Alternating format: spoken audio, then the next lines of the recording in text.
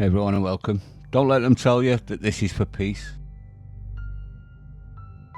And I do believe that we have rotten politics, and I'm not using that as an exaggeration. This was in Bradford. I'll ask again. Do you condemn Hamas? This was in London. Hamas they're classed as a proscribed terrorist organisation. Do you think the UK has made the wrong decision? Of course. It's not Hamas the terrorist. It's America the terrorist. No, and Israel is terrorist, not Hamas. In the UK, Hamas are a proscribed terrorist organisation. Do you think the government has made the right or the wrong decision in doing that? Well, it's controversial, but I think Hamas are freedom fighters. On the 7th of October, when Hamas invaded Israel, what was your initial reaction to that? Honestly, it showed signs. It was resistance against the occupation, against the Palestinians. Honestly, it was a beacon of hope for me. It was them fighting back and showing resistance. The continued existence of Israel is a war crime. When Hamas invaded Israel on the 7th of October, what was your initial reaction to that? I don't believe they did today, Hamas. I think so. Honestly, I think I need to be a bit more clued up on everything that's going on. Are you kidding me? So I feel like I'm not really qualified to answer that too well. I mean, I'm not sure if I've seen anything that shows that that's actually happened or actually correct. You gotta be kidding me. So in the UK, Hamas are regarded as a proscribed terrorist organisation officially. What do you think of that? They are freedom fighters. They are not terrorists, as the media portrays them to be. They're fighting for the right to their land. It's their land. They have the right to self-defense, and they're not terrorists. They are absolutely not. I wouldn't start that logic off, to be honest, considering she's in England, which is English land. Do we have the right to fight? But she doesn't mean us. We were never asked. So terrorist supporting is what it's about. Oh, and disrespect. This is them threatening Whitehall and the Cenotaph for Saturday. National demonstration in Palestine this Saturday. We're meeting here at 12 o'clock Embankment, and we're going to march to Downing Street. It's important that every single person watches this, shares a message and turns up on Saturday. Make sure the Palestinian people know they're not alone. We're getting the message from Gaza. They see us, and that gives them solace. For that reason alone, for that action of solidarity, everyone watching this, please turn up this Saturday, 12 o'clock, Embankment, Free Palestine. Great, isn't it? Isn't this the sort of people that you want in the country, everyone? Don't they strengthen and enrich our nation? And it doesn't end there. This is in America, in New York. As the founder of Al-Awda, Lamis Deek. Now, if you don't know who that is, she's got some absolutely stunning quotes along the lines of, "We love Hamas and the PFLP and Islamic Jihad. They are global heroes of the fight against imperialism. They are global agents of world peace. They are global agents of progress and humanity. It is the Intifada that will bring peace here in the US. Long live the Intifada." That's a call to violence in the US. Long live the Intifada. And then here's the perler. Like Hamas, like Islamic Jihad, like the Iranian Al-Quds forces, like the PFLP, are all freedom fighters who fight not just for the defence and liberation of Palestine, they fight for the safety and protection of all people, apart from the people they blow up and shoot and behead, obviously. So let's have a listen to what she said.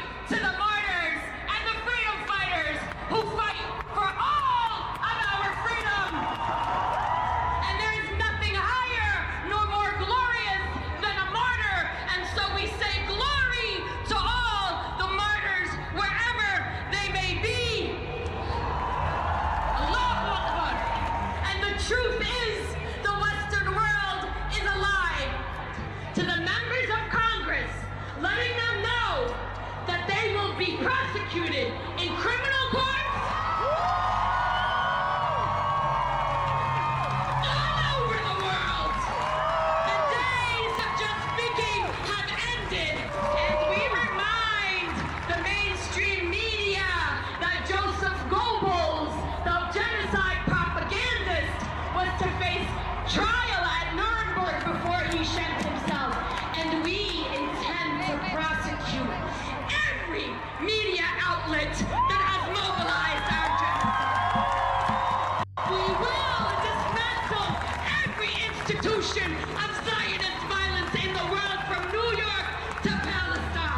vile individual, vile crowd, and complete lies when they say that some people at these protests are only protesting for peace. Let's have a listen to Douglas Murray's final words that stunned Piers Morgan into absolute cuckolderied silence when he tried to make the same excuse that some people on these protests are actually good people and they just want peace for the world. Have a listen. I've been on a bit of a journey this week about what I really think about this, and Nicholas Soames actually said something that really made me sit up and take notice and change my mind about it, actually, because he's Churchill's grandson, he's a conservative, and he said strongly yesterday that he thinks the march should be allowed to go ahead because the very freedoms that the people on Armistice Day who we honour, who gave their lives in the wars, they did so to preserve the freedoms of people like those marchers, the ones who are not being violent, the ones who are not showing pro-Hamas stuff, not sure about that they have a right to protest.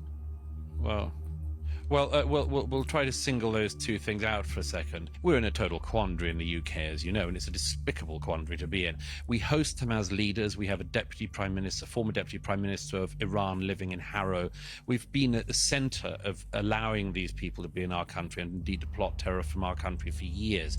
So it's always a bit rich to hear the British, I think, lecturing others about being an unsound part of the international security community.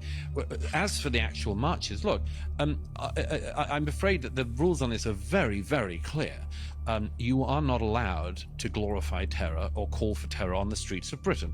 And that existed before the 2006 Terrorism Act banned glorification, and it certainly exists now. If you stand on the streets of London calling for jihad, you are calling for terror, and that is actually a place where free speech is at its limit and is no longer permissible. It's the same with, for instance, calls for intifada on the London tubes. Remember, we had a touch of intifada on the London tubes a few years ago. So again, calling for intifada is something that you're not allowed to do in the UK. Okay, but Douglas, let me ask you this. You're not allowed to, let me finish one other case. You're not allowed to stand on the streets of London and call for the murder of Jews or any other minority. No. And yet people have been getting away with this Saturday after Saturday. And are the police arresting people? No. Right. No, they're not. The police last week said we're outnumbered. Right, so that is a key point. The police have said, Met Commissioner Samart Rowley said, the laws created by Parliament are clear. There is no absolute power to ban protest. Therefore, there will be a protest this weekend. But the laws are also there to stop people brazenly supporting terrorism. So if people were to use a pro-Hamas banner or chant pro-Hamas sentiment, that would be against the current law of this country. But they're not going to, because they're outnumbered. But they're outnumbered, so they're you not and going I can agree that that's wrong, but that shouldn't mitigate the rights. Well, don't you think that matters? Hang on, don't you think that matters? No, it does matter. That means that we have a rule of law, but it's not able to be policed. What's the point of having a law if you can't police it? Well, I agree with you, but I also think that there are a large number of those protesters who genuinely are, in their eyes, protesting for peace, and they're pro-Palestinian and they have a view in the way that I disagree with that. They're allowed to be anti-Israeli. I think that's the point.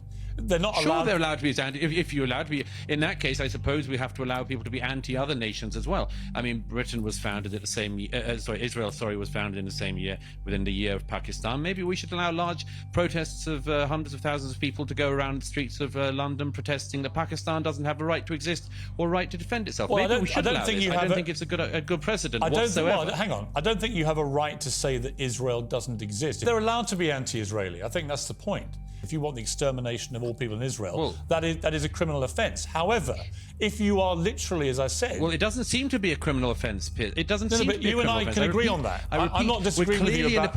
We're clearly in a position where they're not policing the law. No, I understand. Otherwise, we wouldn't have all of these videos of people inciting violence on the streets. But Douglas, we also, I think, have to surely look at the people who are genuinely there in a non-violent manner, of which there are many. These are massive protests. But I don't think that all of these protesters are pro-Hamas. But you don't honestly think they're all pro-Hamas, these people? Well, I think that anyone who, for instance, chants things like "from the river to the sea" is in fact yes, but they're not all doing that, or is criminally ignorant. Oh well, they are. I mean, there's masses of videos of them marching past Westminster Abbey last week saying exactly that. Yeah, but they're not all doing marching it. past the statue of Winston Churchill last I've week watched the saying videos, exactly. and there are lots of people chanting and some who aren't. Okay, well, here's a challenge. Okay, well, here's a challenge, Piers. If you decided to go on some kind of march, and in week 1 you discovered that you had the BNP along your side calling, for instance, for the murder of all black people, would you not wonder whether or not you should go on week 2? And would you not drop out by about week 3? I'd have thought so. I would. That's a good question. And yes, I would. But that doesn't actually... good. That shouldn't... Right, so we can tell something about the marchers. Nailed it. And finally, King's College London. We will honour our martyrs, is the chant.